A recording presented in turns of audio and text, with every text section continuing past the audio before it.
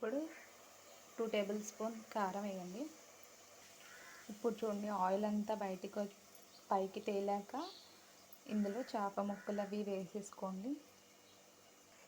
చేప ముక్కలు వేయగానే కలపకండి, కలిపితే విడిపోతాయి.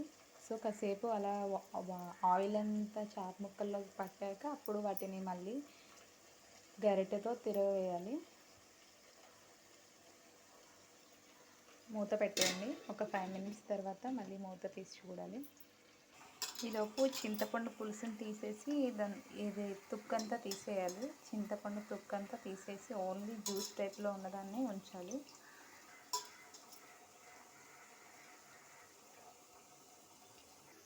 ఇప్పుడు మూత తీసి చూడండి.